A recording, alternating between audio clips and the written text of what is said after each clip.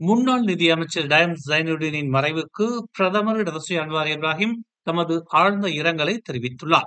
தென் அமெரிக்காவுக்கு தற்போது அதிகாரத்துவ வருகை மேற்கொண்டிருக்கும் அன்வார் பெரு நாட்டின் தலைநகர் லீமாவை நேற்று வந்தடைந்தவுடன் டாய்மின் மரணச் செய்தி அவருக்கு தெரிவிக்கப்பட்டது. டாய்மின் குடும்பத்தினருக்கு ஆழ்ந்த அனுதாபத்தை தெரிவித்துக் கொள்வதாகவும், குறிப்பாக நிதி அமைச்சராக பொறுப்பு வகித்து வந்த வேளையில் நாட்டுக்கு அவர் ஆற்றிய பங்களிப்பை அரசாங்கம் அங்கீகரிக்கிறது என்றும் சமூக ஊடக பதிவில் அன்வார் தெரிவித்துள்ளார்.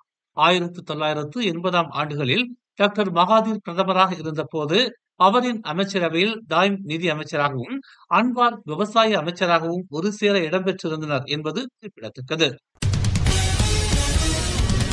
முன்னாள் நிதியமைச்சர் டயம் ஜைனுடீனின் மறைவை முன்னிட்டு அவரின் குடும்பத்தினருக்கு அரசாங்கம் அனுதாபம் தெரிவித்துள்ளது. 2 முறை நிதி அமைச்சராக இருந்தவரான டைம் நாட்டுக்கு கணிசமான அளவுக்கு பங்காற்றி இருக்கிறார் என்று ஒற்றுமை அரசாங்கத்தின் பேச்சாளர் ஃபமி ஃபாஜில் தெரிவித்துள்ளார். அரசாங்கத்தின் சார்பாக டைமின் குடும்பத்தினருக்கு தங்களின் அனுதாபத்தை தெரிவித்துக் கொள்வதாகவும், இந்த இழப்பை தாங்கிக் கொள்ளும் மன வலிமையை அவர்கள் பெற வேண்டும் என்று வேண்டிக் கொள்வதாகவும், அவர்களுக்கு தங்களின் அனுதாபங்களை தெரிவித்துக் கொள்வதாகவும் செய்தியாளர்கள் மத்தியில் அவர் தெரிவித்தார். போலீசாருடன் நடைபெற்ற துப்பாக்கிச் சண்டையில் 3 கொள்ளையர்கள் சுட்டுக் கொல்லப்பட்டனர்.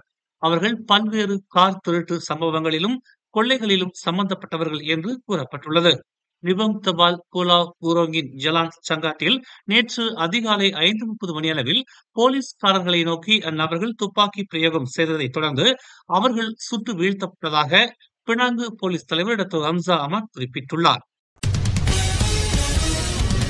சபா மாநிலத்தில் நிலவி வரும் ஊழல்கள் குறித்து மாட்சிமை தங்கிய மலேசிய மாமன்னர் சுல்தான் இப்ராஹிமுக்கு திறந்த மடல் அனுப்பிய ஆடவருக்கு கொலை மிரட்டல் விடுக்கப்பட்டிருப்பதை தேசிய போலீஸ் படை தலைவர் தான் ஸ்ரீ ரசாருடின் ஹுசேன் நேற்று உறுதிப்படுத்தினார்.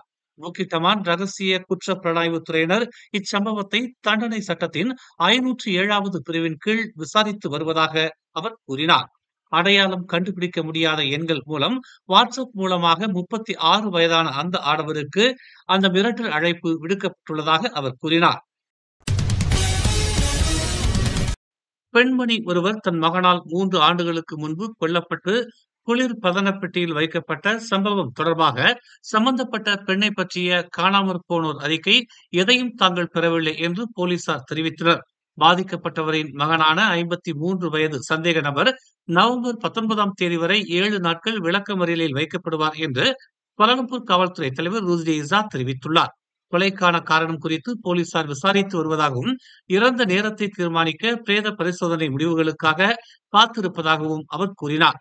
மருத்துவமனையிலிருந்து சந்தேக நபரின் மனநல அறிக்கைக்காக இன்னும் காத்திருப்பதாகவும் அவர் தெரிவித்தார்.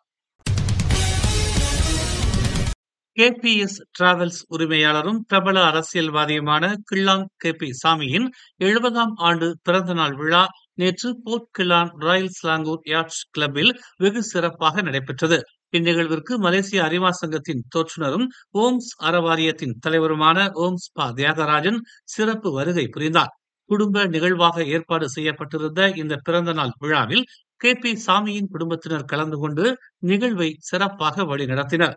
குடும்பத்தினரின் அன்பில் நெகிழ்ந்த KP சாமி அனைவருக்கும் தனது நன்றியை பகிர்ந்து கொண்டார். மேலும் செய்திகளை தெரிந்து கொள்ள தமிழ் மலர் நாளிதழை பாருங்கள்.